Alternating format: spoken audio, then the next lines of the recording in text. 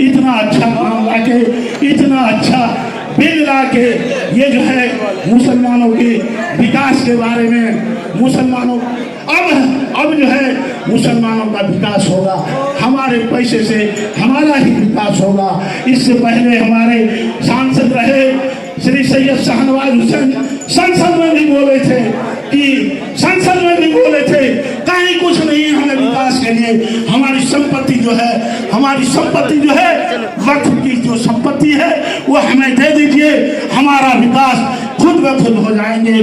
संसद में बोले थे हमारे माननीय सांसद जी ने, कुछ दिन पहले जब सांसद थे वहाँ बोले थे, सांसद में बोले थे, बिल्कुल उस समय कांग्रेस की शासन थी, लेकिन उसमें सरकार के द्वारा जो है बोलने का आदेश था, सर ने बोला था। और आज जो है आपकी लड़ाई हमारे सांसद, हमारे पूर्व मंत्री जी लड़ेंगे आपकी लड़ाई, आपके कोई चीज पे आंच नहीं आने देगा। हमारे सांसद अगर नहीं भी है तो इनकी पावर जो है पूरे देश के अंदर इतनी बड़ी शक्ति है। हमारे मुसलमान के बहुत बड़े लीडर हैं, हमारे मुसलमान के बहुत बड़े रहनुमा हैं। अभी भी कोई दुखिया जाता है इसके दरबार में, उनका सारा काम होता है, लाइन लगा रहता है मरीजों का।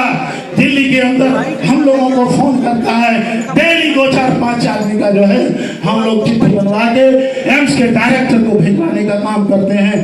डायरेक्टर को डायरेक्ट फोन भी करते हैं अगर कोई बीमार होता है, कहीं कोई पकड़ भी लेता है बुरे यहाँ से, मतलब गलत कामों में नहीं, अच्छे कामों में अगर किसी को परेशान भी करता है। अभी जो है 36 मुसलमान के बच्चे को मोकामा के स्टेशन पे उतार दिया, मदरसा के बच्चे को कि ले जा रहा था गुजरात पढ़ाने के लिए मदरसा में।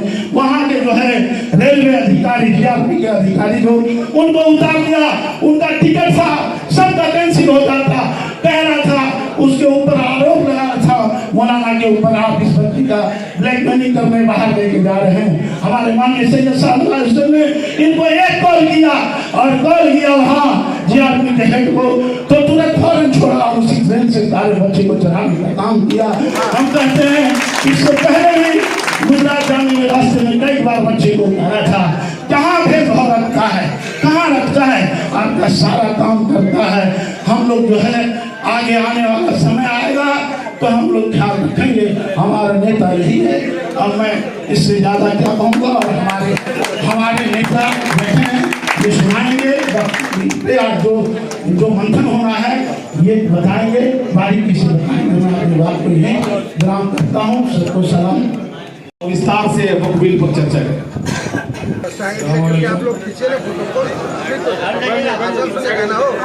अरे वो देख रहा है, और अगर इन्हीं को हटा दीजिएगा तो हॉल के लोग देखिएगा, बाहर के लोग नहीं देखेंगे। आप क्या चाहते हैं, खाली आप ही देखें हमें? यहाँ पर उपस्थित संतोष जी कहते हैं भाई मोदी जी, और अकलियत के लोग क्या कहते हैं, मोदी भाई जान। क्या कहते हैं, मोदी, अरे बोलने में कुछ लग रहा है, मोदी भाई जान। क्या कहते हैं, न दूरी है न खाई है, मोदी हमारा भाई है। भाइयों और बहनों, हमारी पार्टी ने वक्फ सुधार जागरण अभियान की शुरुआत की है देश के स्तर पे।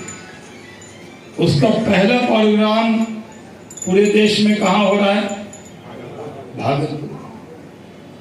भागलपुर से जो बात निकलती है वो दूर तलक जाती है। भारतीय जनता पार्टी को इकलौता मुस्लिम एमपी किस शहर में दिया,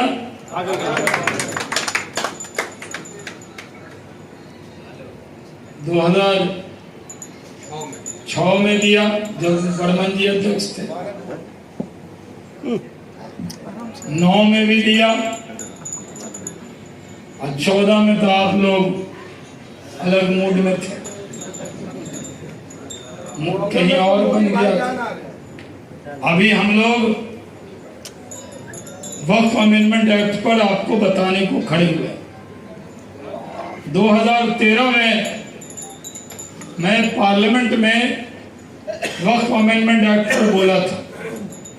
मेरा एक वीडियो भी वायरल हो रहा है जिसमें मैंने कहा था वक्फ की जायदाद आप मुसलमानों को सौंप दीजिए, ये अपने हाथ से अपनी तकदीर लिख लेंगे।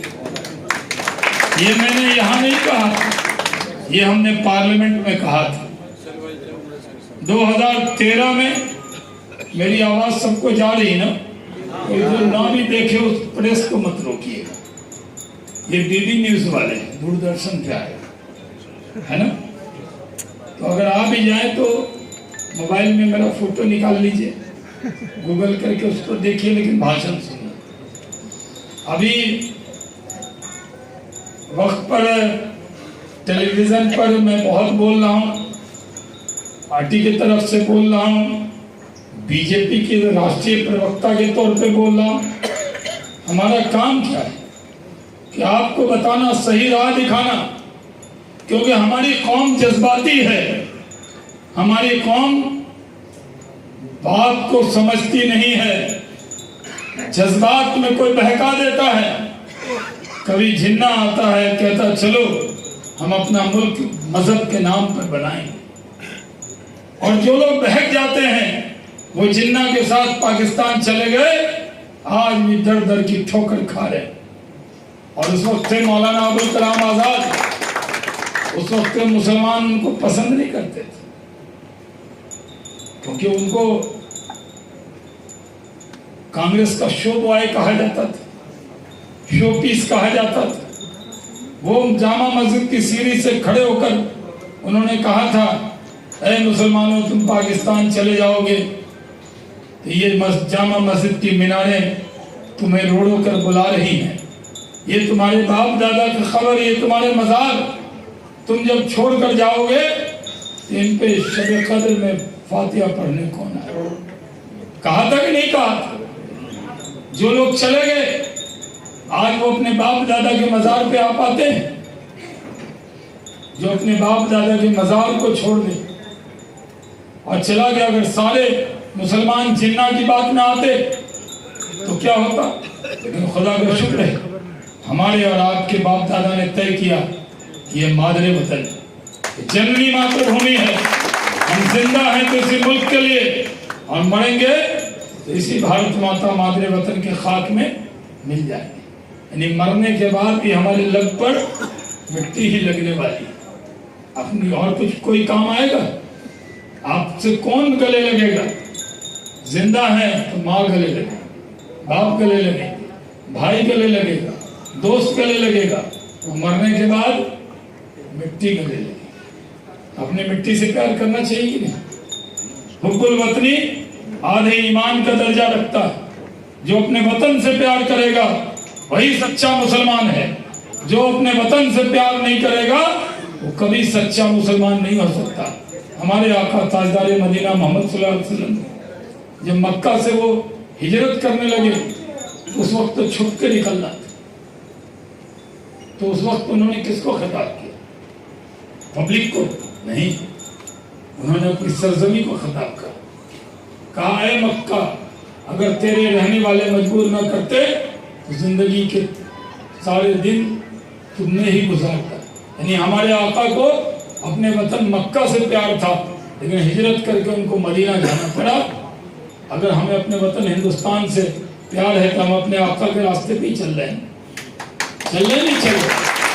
ये हमारा मुल्क।